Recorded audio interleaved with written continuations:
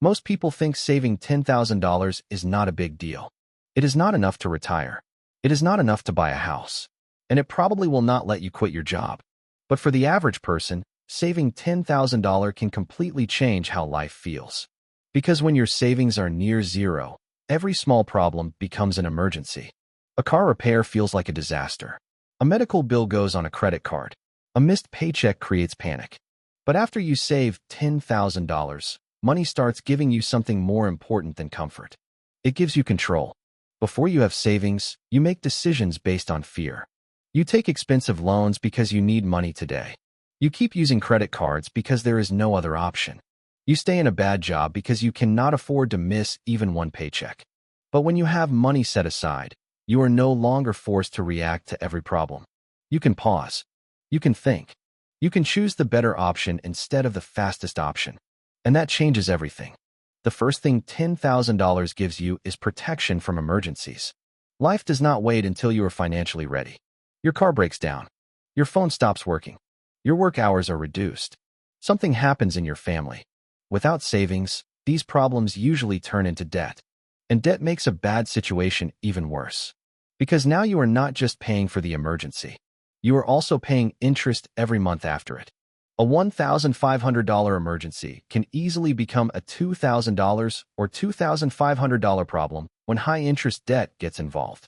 That is why an emergency fund is not boring money. It is powerful money. It may not grow quickly like an investment, but it protects you from mistakes that can quietly destroy your progress. When you have cash saved, a surprise expense stays a surprise expense. It does not become a financial crisis that follows you for months. That peace of mind alone is worth a lot. The second thing that changes after saving $10,000 is freedom. Imagine you hate your job. Your boss is stressful. You are exhausted every day. You know you need something better. But your bank account is empty. Can you leave? Most likely no.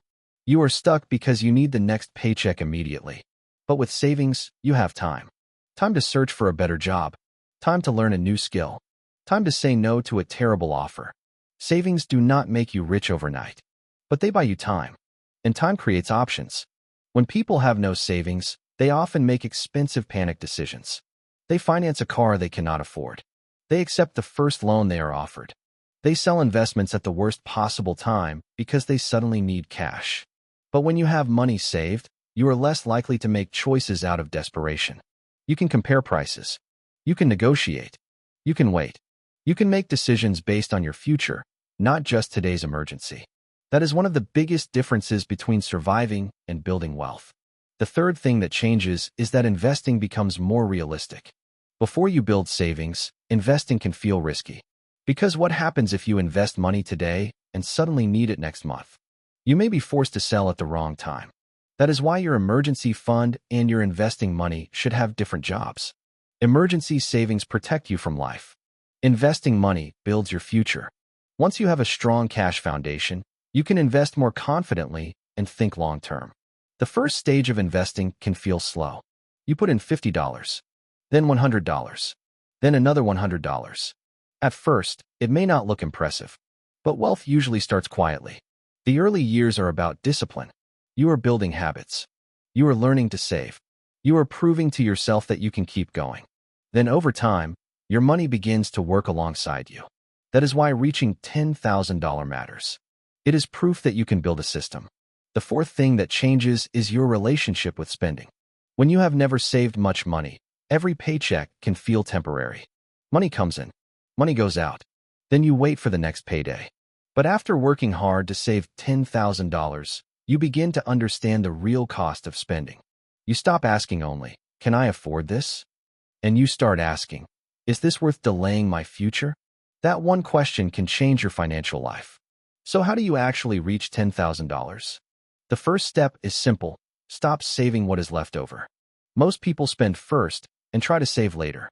But later usually never comes. Instead, save first. Set up an automatic transfer every time you get paid. It can be $25. It can be $50. It can be $100. The amount matters, but the habit matters more in the beginning. You are training yourself to treat saving as a priority. The second step is to separate your money. Do not keep your emergency savings in the same account you use every day. Because when all your money is together, everything feels available to spend. Instead, give every dollar a job. One account for bills, one account for emergencies, and one account for future investing. This makes it easier to see your progress. It also makes it harder to accidentally spend money that is supposed to protect your future. The third step is to find your financial leaks. You do not need to stop enjoying your life, but you need to know where your money is going. Look at your last month of spending. What did you buy that you barely remember? What subscriptions are still charging you? How much did you pay in interest? How much money disappeared through unplanned spending? Small expenses are not always the problem. Unnoticed expenses are the problem. Fixing a few financial leaks can create hundreds of dollars for your savings goal. The fourth step is to use extra income wisely. Tax refunds, bonuses, overtime, freelance work, selling items you no longer use. Most people receive extra money and immediately spend it. But extra income can help you reach $10,000 much faster. Create a rule for yourself. Whenever extra money comes in, send a percentage directly to savings. Not necessarily all of it, but enough to make real progress. That is how you turn random money into financial momentum. The fifth step is dealing with high-interest debt. Saving while paying huge credit card interest can feel like trying to fill a bucket with a hole in it. You do not have to become perfect overnight, but high-interest debt needs attention. Build a small emergency cushion first. Then start attacking the debt that costs you the most. Every dollar you stop losing to interest becomes a dollar you can save, invest, or use for your future. The goal is not just to earn money. The goal is to keep more of it. Remember, the first $1,000 may feel harder than the next several thousand. That is normal. At the beginning, you are not only changing your bank account, you are changing your habits. You are learning to plan ahead. You are learning to say no sometimes. You are learning that small progress still matters. Do not compare your beginning to someone else's success. Your job is not to look rich. Your job is to become financially strong. But there is one danger after you save $10,000. You may feel like you have made it. You have not. You have built a foundation. Do not destroy it by upgrading your lifestyle too quickly. Do not spend it trying to impress people. Do not risk it on random investments just because somebody online promised fast money. Your $10,000 should make your life safer. It should not make your decisions more reckless. Protect it. Then build from it. Once you reach $10,000, ask yourself 3 questions. How much of this should stay as emergency savings? What debt should I eliminate next? And how much can I invest consistently for the future? The answers will be different for everyone. Your income, bills, debt, family responsibilities, and goals all matter. But now you are asking better questions. And better financial questions lead to better financial decisions. That is how real progress happens. The real power of $10,000 is not just the number. It is the person you become while saving it. You become someone who plans ahead. Someone who can handle an unexpected expense. Someone who does not need to panic every time life gets expensive. Someone who has room to think about the future. That confidence changes the way you walk through life. You stop feeling like money controls you, and you start feeling like you have control over your money. $10,000 does not buy a perfect life, but it can buy options. The option to leave a bad job. The option to handle an emergency. The option to avoid expensive debt. The option to invest without fear. The option to stop living one unexpected bill away from financial chaos. And options are powerful. Because when you have options, you do not have to accept every bad situation life throws at you. Start where you are. Maybe your first target is $100, then $500, then $1,000, then $5,000, and eventually $10,000.